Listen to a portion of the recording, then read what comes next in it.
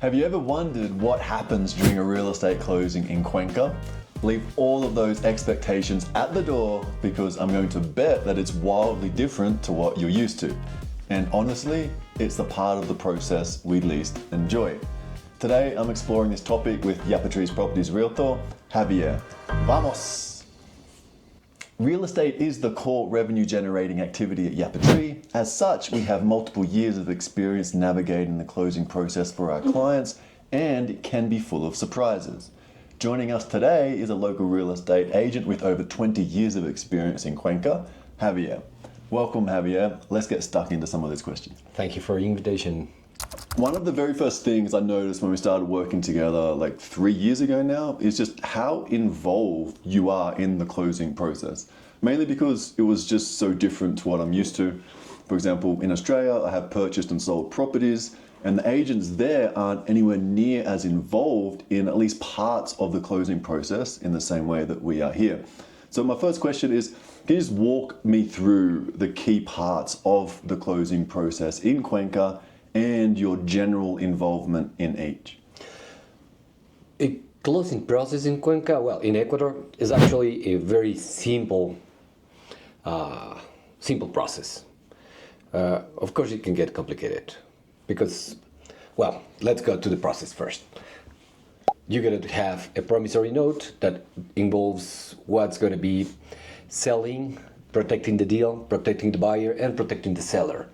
When you have a promissory note, is notarized, is a public deed as well, that protects the deal, as I say, and it includes a price, a time frame, a penalty, and all the general conditions of the negotiation, how you're going to be paying, when are you going to be receiving the property, and are you going to get painting in the walls when you get it, whatever you agree on the negotiation. That's the first step. Second step is do a short or a quick title search. After that, that's going to include or checking if there is a lien or a mortgage or there is a low issue with the seller, because that might create a problem later. Then you go back to the notary, you make your payment to the seller, and you sign your deed, and finally you record the deed in the only one recording office in town. So you've effectively discussed a 4-step process there. I know in some transactions we would actually skip the promissory note component and go straight to the deed. Can you walk me through what those circumstances are and when it's appropriate to, potentially just skip that promissory note process? We could have it. We could avoid that if we already have a title search done, and if your payment is going to be fully in cash, which is the case for most expats. Well, yeah, for most expats. And if the house is ready to be delivered, if there is no issues, there's no leaks, no pipes broken, nothing to take care of. Something that is different here in the US, most of our customers are from the US, we do not have inspectors, number one, and we do not have a trust involved. The escrow. The escrow process. We do not have that. Is a big difference, and let's dig into that now, because a lot of clients do find that quite perplexing. It's like, how do we have a safeguard to make sure that we're actually going to get what we pay for if there's no escrow involved in the middle? So how do we safeguard those deals in Ecuador to basically do not the exact same function as escrow, but ultimately give peace of mind to the buyer? Well, the law is different here than it is at your home country. So we got to use the tools we do have here. And one of the tools is the promissory note. Okay? That promissory note can be as general as you want or as specific as it needs to be. So that's going to include and warranty actually two parties, not just the buyer, is also going to warranty sellers as well. So let's say you're going to put, you can hire an engineer or a contractor or an architect to do an inspection on your own. That's not something we do it commonly here, because let's say roofs here are made to last a lifetime. We have no four seasons, so they don't get frozen, they don't get extreme hot. It's always plain, so we don't care. Pipes are always in good shape. However, you can get them inspected. But if you find something you don't like, and you want the house and you want to have it fixed, you put it in the promissory note. Yeah? Like is in a special condition. I will buy it if you fix that or this. Sure. And you said before something I want to touch on, just the inspection report side of things, because that's also a little bit different to what we may be used to. Every time we might buy something in Australia, the US, Canada, we would generally want to have like a qualified surveyor or someone like go in, well, we do have a proper report. Well, part of the title search is going to be, let's say, if it is a land, we'll do a survey. Okay. If it is a house, we'll check the approvals and the plan floor, the blueprints, if they are recorded at the municipality. That's going to give you the idea of if you're buying the right property. That's pretty much it. If you're going to hire a surveyor to survey your house, probably there's going to be a difference between the deed and the survey. Sure. So not so much the surveying part of it, but just the general stuff. So you mentioned before the pipes, the roofs, all these things that hopefully we don't have issues, but we want to make sure that we don't have issues. How do we do that? Well, you can hire a licensed engineer or a proper licensed plumber or a contractor. I find kind of fun and a little bit abusive sometimes. There's some gringo, can I say gringo? Yeah. Why not? So some gringo real estate agents who actually are not agents, but gringo real estate agents who have a handyman. And they qualified as a as a contractor, and they have them for $100 to inspect the house, and then they have a list of paint the walls, check the stairs. It's just getting them jobs. It's effectively another way to funnel more money into the transaction. Yeah, and that's not right. Sure. And actually, they have not equipment to check the piping or the electric. So, they just come in. You end up with a report that isn't really meaningful. Yeah. So how can we get a meaningful report, from the peritos or something Okay, like that? we have peritos. They are qualified by Superintendencia de Bancos or by the court. Also, we have a construction chamber. One of my partners is in the headboard of the construction chamber. So if you want to have them, I can get a bunch of phone numbers of engineers and architects who actually can do the job you want. Sure. That's not something we do, but I was going to say, that's a big difference in our perception when we come here, but a lot of it is because we don't know. We don't know the system, so we want these extra little assurances a lot of the time. Also, I want to be safe as well as an agent. So before I list a property, number one, I don't list old properties because old properties are going to have issues. I tend to list the newer properties in the market in good conditions, and of course sometimes there's a leak or whatever, and I already have an agreement saying you gotta fix it before I list it. Yeah. And even then there might be a shake, a little earthquake and a little crack comes again, and whenever you buy it, my sellers are gonna be taking care of that because I already made that agreement. Got it. And so you said the process is really, really simple. I disagree with you on that. Nothing about the process seems simple to me. Like you said, it's a 4-step process, but a bunch of stuff can pop up during each of these steps, and none of those steps seem to talk to each other. Yes. And it's very manual. So I know that you spend, in my opinion, too much of your time in the closing process because it's important to get it right, and I respect the fact that you go through that effort to make sure that you get it right. But how much time as an agent do you spend on the closing process? On the normal process, it takes me, let's say, 4 hours per step. Yeah. Okay. because if everything is in order. But sometimes it can take me a while. Yeah. It can take me a lifetime. And he knows that. Well, Claro. No, but like, so for me, it's let's say 50% of your time, would you say? Or maybe not that much, but no, you know, not what that sort of much. percentage of your time Yeah, would well, you spend? I would say 35% of my time I'm taking care of the deeds are being done properly. Yeah. And don't take me bad. My friend lawyers are really good at these, but I gotta supervise what they're doing. I'm sorry.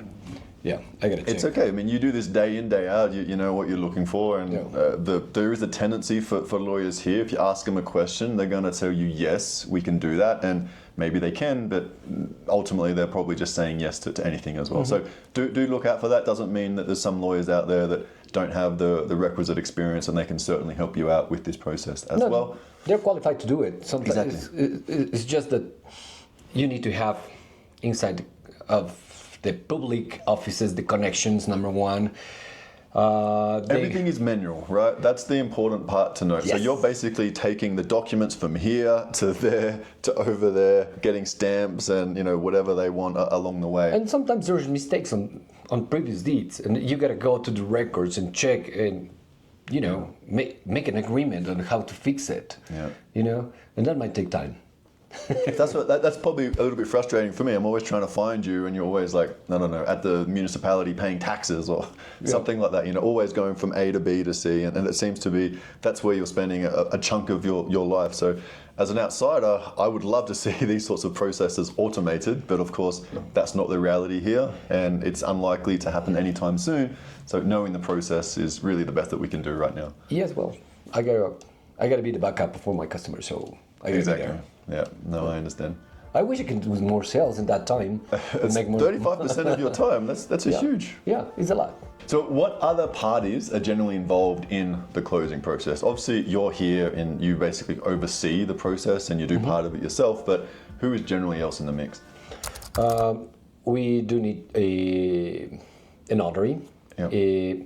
A notary acts after a lawyer paperwork, and they do have lawyers as well inside our offices. And we need the municipality on the tax area of municipality. Also, we need the registration office, and that's pretty much it. Yeah. And of course, buyer and seller. Sure, awesome. And coming back to the notaries, and this is another big difference, they tend to be pretty expansive in terms of the services that they offer here in Ecuador compared to where we're from. Normally where we're from, they're known as like rubber stampers, whereas here, they're a much more active role in the process. Can you walk us through that? Number one, they have to be a graduated lawyer. Number two, they have to be qualified by the government. Not just graduated lawyers, but my understanding is that they're generally like the best lawyers in the class a lot of the time. They're qualified. Yeah. Well, not just the best lawyers in the class, but they're qualified by the government. Yeah. Okay, they have to also qualify their standard behavior. They have to know notary law. They have to do tests. It's a prestigious. It's a prestigious, position. yeah, it's a prestigious position. Number one, and also if something goes wrong, they can go into. It's a big responsibility. Yeah, they can be sued as well. Yeah. So they're basically managing a part of the law. Sometimes you can get married in front of the notary, you can get divorced in front of the notary, and you can do a lot of stuff, even deals with the government in front of the notary. They're very, very important people. And so for the property process itself, we generally find them for drafting the promissory notes and the comproventas and signing all those documents. Yeah, they do have lawyers inside their offices, or allied lawyers, who are a lot cheaper than an outside lawyer. And faster as well, because they are just there and they have to do whatever the lawyer, the notary and me tell them to do. So they act quick. That saves a lot of my time, because when there's a lawyer involved, a simple 2 weeks, 3 weeks closing might turn into 2 months, 3 months closing process. Because they tend to be a little bit more involved in the process than the notaries at the lawyer, or where's the extension in time come from? That's a really good question. There's no reason actually. Well, but they just lawyers are busy. they're busy. They delay things, and these kind of things of businesses, real estate businesses, is not something we use a lawyer. So Sure. they're not. That's a big difference. Locals in a property transaction would almost exclusively, unless there's like a genuine issue with the law, they would go straight to the notary under most direct to the notary, and it's going to be faster there. Yeah. So as they are not used to, they like to go to court, they like to fight, they like to argue, but they don't like to type. Sure. So they delay the process. Okay, that's good to know as well. And so moving on to the property registry itself, again, this is a little bit different to what we're used to. How does that work in the process? So where does it fit in, and how often during a transaction do you need to go then visit there? Okay, number one, we go the first time to get a record of the deed. That's gonna give us how many times the deed has been, or the property has been trespassed or modified. Also, how many times it has had liens or mortgages, or if there was a law issue with the seller or a previous seller or whatever, Yeah. So the title search component, that's where you would originally That's start? one of them. Yeah, that's one of the title search component. That's the main one, actually. You can also do the other side of the title search at the municipality, but the main one, the most important one, is at the registration office. And it is a $13 fee at the registration office, plus $25 for one of my guys to go and ask for. It's super inexpensive. It's safe. It might take. And that basically comes back saying there's a lien or there's not a lien, or what can someone expect from that? Well, it's going to tell you there's a lien, there's no lien. There's special numbers like repertorio. El repertorio is a book with a number where your deed is stored. Like physically stored, so they can find it. The only original actually is there. Yeah. Everything else, what you get as an original, actually it's just a copy. So it is there.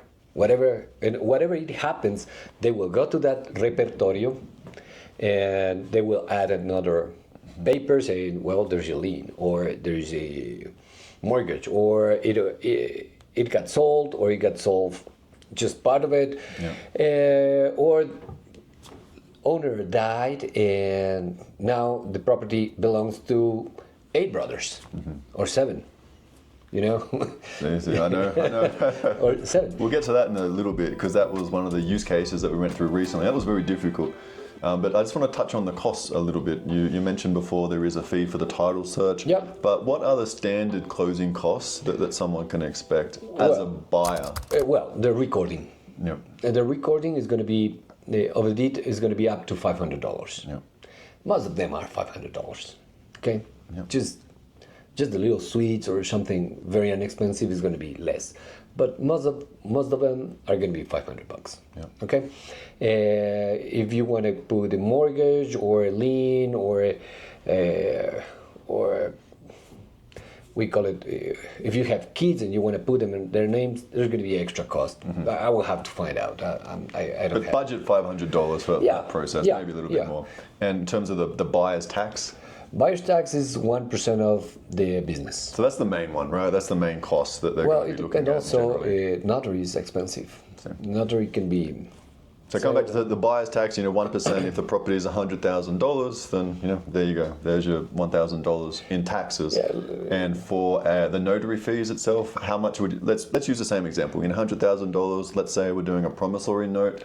What can we generally expect there? If we're in a $100,000 house, we're talking about $2,500 total closing cost. Okay, between the promissory note, the deed, the title search, and the registration office. And does that scale up? So, for example, if it's a $200,000 house, can they expect $5,000 or? It has. We have a chart based on the minimum wage. So from 60 to 90, from 100 to 150, I can provide that chart to you, so you can have it and even put it in the video. We'll show it. Yeah.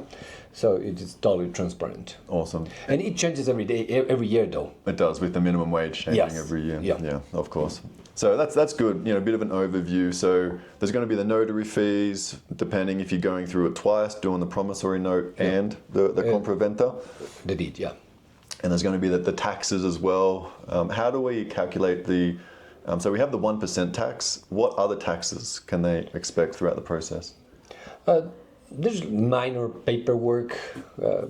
I usually. It's not much, though. It's right? not much. Between $150 and $200. The difficult part, though, is it's really hard to give exact quotes for this. I always give an estimate that might change. And it does change a lot, depending on which way someone at the tax office processes something, or at the registry processes, you're going to have a slightly different fee. So, and also it depends in the way the previous deed was written. Yeah. Okay, that's going to give you a huge difference. Let's say you buy an apartment, a condominium, with 2 parking spots and storage.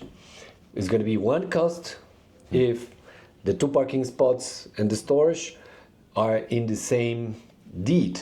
But also you can have 4 different deeds. Sure.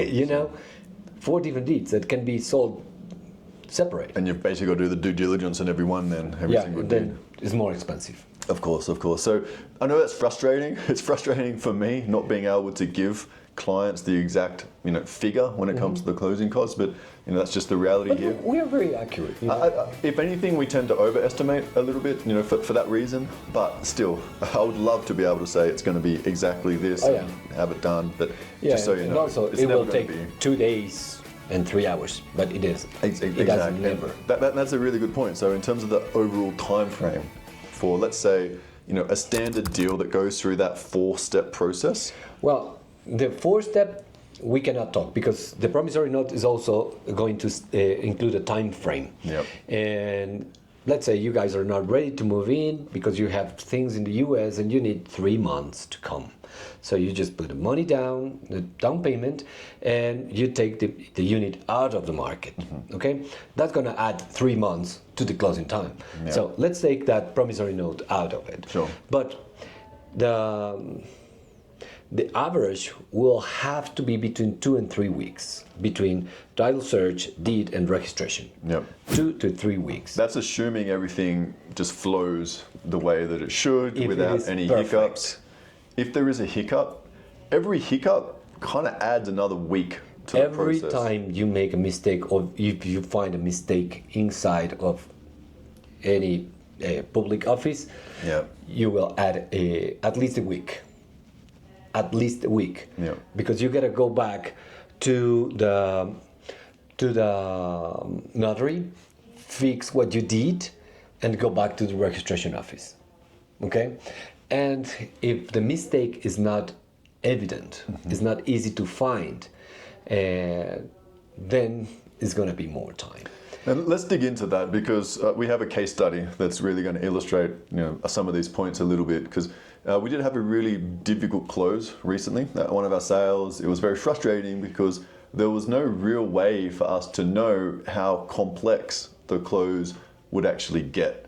And so let's dig into this example to illustrate some of these potential issues.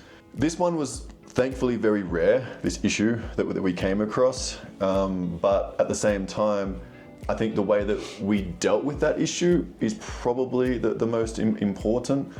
So can you just walk us through quickly what the issue was with this particular sale? Actually, this is very important to know. The registration office is going to give you the records of the deed if something was recorded.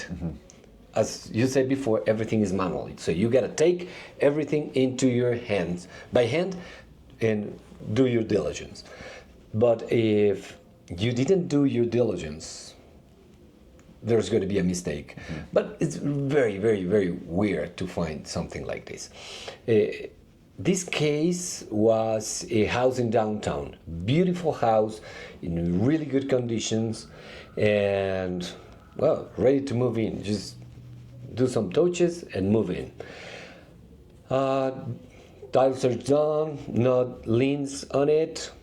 There was one, but we couldn't find it. I'll tell you later why. No liens on the records. The house used to belong to dad and mom, and they passed away. And the 7 brothers I talked to, they decided to sell, and they listed the 7 of them. And we sold the property. We got a promissory note, and we did a deed. And the deed was rejected by the registration office, because when you're recording a deed, I think they do a cross information, and we found out there was another brother who passed away a couple of years ago. And they did not do their homework. What they had to do is an effective possession. Okay, so number 1, dad passed away, do an effective possession and record it. Number 2, mom passed away, did an effective possession, and they did not record it. But we did it in the process. I knew it, and I knew it was easy. So go ahead, record it, not a problem. Number 3, there was a brother who passed away, and they did not do the effective possession, so it was rejected. So we had to take it out and do the effective possession. By the time, mom and dad passed away many years ago, and you saw the deed I showed you. They were handwriting. I could not read that. It was so incredibly difficult. I mean, obviously in Spanish, but just the type of handwriting itself. Can you understand that? Yes, I do. Yeah. Most of it, yes. But, it's handwriting. It's tough. And it's 60 years old paper, But it was handwriting. They did a 2 effective possession at that time, but we couldn't do it now, because when we did it, there was one repertorio in the deed. Then when mom or dad died, I can't recall right now which paper was, they did the effective possession with a different repertorio number. So it was basically a different case number, or different location number. Yeah, it was just a different file. Yeah. And then when they took a lien or mortgage that it had years ago, they did in a 3rd repertorio number, in a 3rd folder number. So we had 3. So they had 3 different, effectively, case numbers, and they were all attached to the same deed. All of them were attached to the same deed. And that creates just confusion across the board, right? The process just basically could not continue. Mm-hmm. So we identified which one was the good one, and we did a deed with that one. But then, again, they got confused. Okay, so we got to get together with the guy, one of the important guys inside, and ask them to, and write them a letter and ask them, delete the other ones. They are a mistake. So we basically had to roll up our sleeves and investigate, figure out what the mistake was, go out of our way, get lawyers' opinions, write a legal letter, basically identifying these are the potential issues that we want to have resolved, go back to the office, and for them to hopefully accept that and move forward. But that was a lot of additional effort that was on you, basically. And that's the only real way forward. What was the other path if we wanted to go? Obviously we can, like in Australia, this would be an administrative law type issue. Yeah, you could do that. You could go to the court and sue them and find a solution. At the end of the day, it's also valid. But that's going to take a year and a half. It took me a month. Yeah. It took me a full month. I mean, a year and a half, and no guarantees that there's going to be a good outcome at the end of that process. When I finish? No, like if you go down the law path and it's going to take a year and a half, obviously the time is one component, but there's no guarantees that you're going to get the result that you want. As well. You can lose it, and the judge can say, well, go back and do what you've done. See. Yeah, that's going to take a bunch of money of your pocket and a bunch of time and my reputation. And like for me, look, when you go down the path of the legal route, no one wins.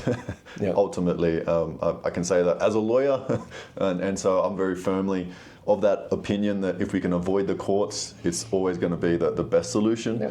And you were able to do that, and it took another month out of the process. Yeah, it took a month of investigation, of research, a month or a little bit more than a month. Yeah. But at the end of the day, it's fixed. It's fixed, yeah, but like that month of research, for example, you know, we're not getting paid extra for any of that. That's basically part of the process that you effectively just take on to make sure that the close happens. And so I think that's an important part of it, just to realize exactly how involved some of these closings can be. As an outsider, it still seems a little bit bizarre that's what the process is. And as an expat, just recognizing that and knowing that the process itself is going to be open to these types of issues. And so time, expectations when it comes to time. Look, this was a rare issue, and so I don't want to use this as the standard or anything like that. There was something extra. There was a mortgage. That house had 3 mortgages, okay? Yeah. And when that passed away, it automatically, the insurance of that mortgage took control of it, and it was done. Okay, it had to be clear. But again, there was 3 different repertorios. Mm-hmm. So one of the last mortgages, the one that was not clear, was in a different number. Yeah. So it had a mortgage still. Nobody knew it, not even then. But when we fixed it, we also cleared that part. Yeah. So these issues are obviously, very uncommon, thankfully. What are some of the, I guess, more common issues that you see in the closing process? Well, sometimes notary can forget to put in a stamp. Ecuador is the country of the signs and the stamps. So probably a signature or probably a stamp in one page, and then you get a call back. Yeah. But that's generally going to be a week or something like that. Yeah. Like, so not a huge... remember a few months ago we had this case of these guys who bought in Kira. Mm-hmm. And it took me 3 weeks. Mm-hmm. So, and that was a case of basically a stamp missed somewhere along the way. So it was 3 weeks, easy, piece of cake. Yeah. Just go back, ask for the stamp. Sure. So that's generally what the scenario is. Yeah. But even so, it's really good to know that if someone does have a more advanced problem, that there is assistance there, and it's not necessarily the legal route. I think that's the important part for people to know, because as an outsider, we tend to be a little bit sue happy, and basically very aggressive. You've done something wrong to me, I'm going to sue you. That's the immediate reaction. And so if we come here with that attitude, I do feel like in this circumstance, I don't think it would have been, it would have provided the best result. And I think under most circumstances, it's not going to provide the best result. It's going to be the worst result, actually, because if you sue the government, they have lawyers and they have deeper pockets than what we generally have. Of course. Well, they have lawyers, and their job is just delay. Yeah, exactly. Delay. Yeah. You're fighting the government, so they will delay, so you get tired. No, I understand. And so, what are some potential red flags that buyers can look out for, during the closing process? I would say red flag, like some warning signs. Like for example, obviously, if we get a lien on the property, something like that, that's going to be very clear. Okay, look out. But what else are we sort of looking for? Actually, a red flag, it would be the real red flag if your seller has problems with the law. Mm-hmm. Okay, because everything else is just matter of time or money. Okay, let's say the house has a lien because of a mortgage, and the seller is clear, and he said or she says, we have a mortgage. Mm-hmm. Okay, how much you need to clear the mortgage? I need $30,000, $100,000. Okay, do a down payment. Make sure the promissory note says that it has has a mortgage and you're going to be clearing with that money, even you can pay in the bank. You can, as a buyer, you can come, do the promissory note, go to the bank and pay them directly. And the bank is going to give you the deed. You know, I love buying properties with mortgages with the bank, okay? Because those are the most secure deeds. Mm-hmm. Once it's in the bank's hands, no one else is gonna be fighting that. So it's super good. So let's say if the buyer is, I don't know, let's say, heaven forbid, they do have some sort of criminal record and they want to sell the property. What exactly? What steps would you take to safeguard yourself? I will walk away. Yeah. Yeah. If the buyer has a criminal record and it has a law problem that is current.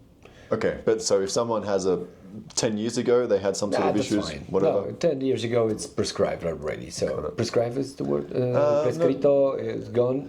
It's, I don't know the exact word in English right now, but I understand what you're saying. Okay, Yeah. so it's gone. It's expired. Yeah. Okay. Another red flag is when there's been a divorce and they have kids. Monthly payment, how do you call that? Yeah, like child support. Child support. Yeah. And one of them is not paying. That's another red flag. Mm-hmm. And it will be shown because those things go to court and court is going to record against the house. So you're saying that if, for example, there has been a divorce, let's say that the mum keeps the house in this scenario, mm-hmm. but the money from the father has not been paid, somehow that can affect the house? Let's say they were divorced and this guy has a house. Yeah. In Ecuador, he has to pay. Yeah. No matter what, he has to pay. So he hasn't been paid and mom sues the guy mm-hmm. and compromise the house, cars or whatever. I understand. So he has the property under that circumstance and the liens and all that sort of stuff. Yeah, and then on that. Just walk away because if they're in troubles, if they're fighting, she's gonna delay the purchase. She has to agree to the purchase, right? Yeah. So if she doesn't want to and she wants to, just cause an issue or whatever. They are fighting and if he's not paying for that. So you bring up a good scenario. What about, so the one we just went through, right? So there was 7 family members involved. As soon as I knew there was 7, well, I always knew there was 7 family members involved. There's 8. It was, 8, yeah. 8. The angel, yeah.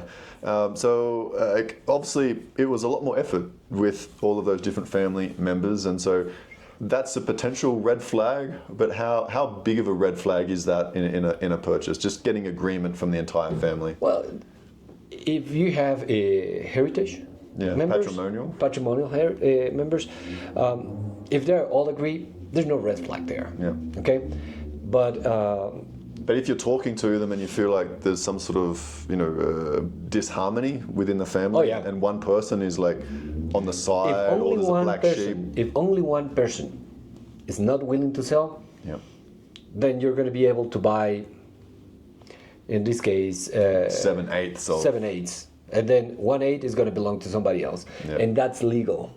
And the notary and the registration office are going to record that because you're buying 7/8. You can even buy 1/8. Yeah. That's really good to know. So if you do come across any sort of indecision amongst the family, you know what? It's best to walk away. Now talking about this, whenever you see, and this happens a lot in the rural properties, whenever you see a deed with derechos y acciones, that's something that is not going to be a red flag, but some light bulb is going to be turned on, and you got to check. If you're buying 100 of the derechos y acciones, 100 of the rights, or just 50% of that, or a third. Even when there's a divorce, you can buy 50% of it. Yeah. But you got to see what you're buying. So what would that? So obviously on the deed it's going to say somewhere, but where exactly would they find out that particular type of property? At the registration when we do the title search. Yep.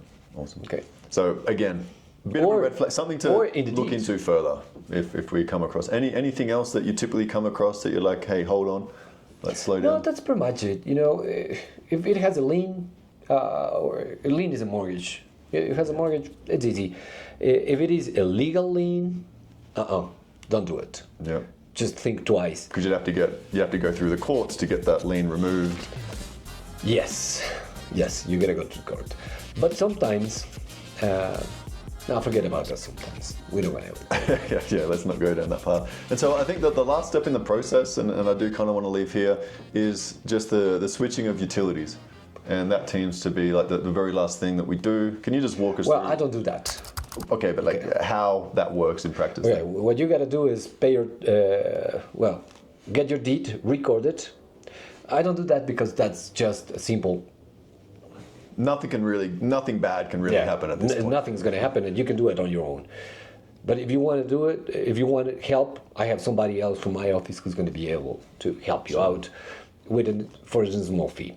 However, you take your deed, take your ID, whatever, passport or cellular, whatever you have, last year payment, which is included in your deed, payment of the property tax, which is included in your deed. However, I will sit with you and check which one it is, and that's pretty much it. Just go to the office, right, and switch it over.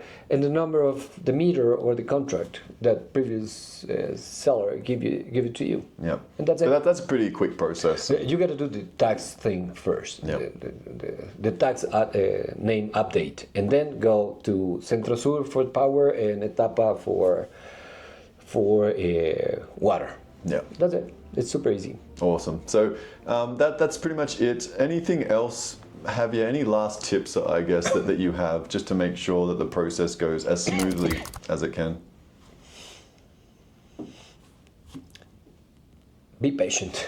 Patience is a good one, yeah. Yeah, be patient, because it can take, as I say, 2 or 3 weeks, or it can take 2 or 3 months. Yep. Yeah, and sometimes we're humans. Everything we do it by hand.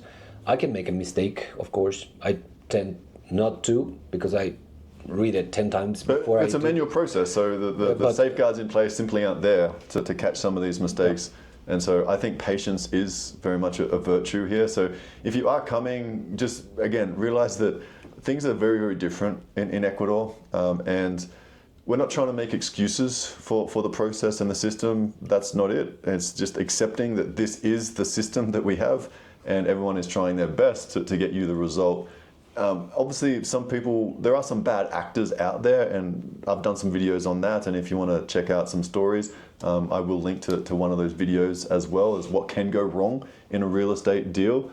But I also just don't want you thinking that the process is just completely haphazard and you're going to expect mistakes. I don't want you to expect mistakes, but I do feel like you should be expecting to come here with some patience, and that's going to go a long way. I saw one of those last videos. Mm-hmm. My recommendation will be to don't be gringo priced. That is pretty much a big red flag to me.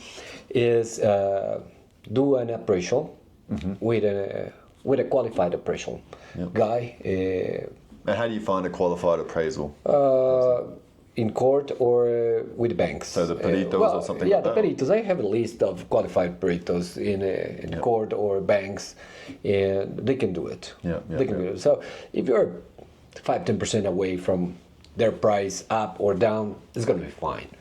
But I think that's a really good way, because we don't know what the prices are going to be in the market here. You come here, you're completely fresh, and so yes, you can spend a bunch of time like finding that knowledge out yourself, and I do think that's valuable. But if you want to shortcut that and you want to pay, these reports are generally like 200. What do you?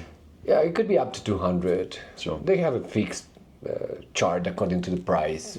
So if you have any sort of feeling that you are getting, gringo priced or something like that, then throwing $200 at it seems very reasonable to me. Yeah. $200 also, could save you a lot of money. If you're buying land, of course, do a survey. Of course. Yeah, you got to do a survey. Land's a whole different story, and there's a lot of additional steps I think that need to be taken when you're buying land. So I don't want to focus on that one too much. We don't tend to do that many land deals at YapaTree. No. Just because they're very unique and they're different, and they take a lot of time. But if you do want to use us as your Cuenca real estate agent, then we do provide you with the option of using us to do the close. But of course, you're always welcome to have your own attorney handle it for you, and we work with them. we have no problems doing that. Ultimately, end of the day, you are the buyer, you're the one that needs to be comfortable with this process, and so we work around that. We also do have clients that, let's say they have found a property, but they do want us to help with the negotiation and the closing. We do offer this under our buyer's agent service, and so do feel free to get in contact with us should you want to pursue this or just have any questions that you want some help with. Feel free to email me, jason@yapatree.com. And here is a video on our buyer's agent service if that is of interest. And so thanks a bunch for watching, and thank you for joining us today, Xavier. Thank you, guys. See you. Let's go close some of those properties. Ciao, ciao. Ciao.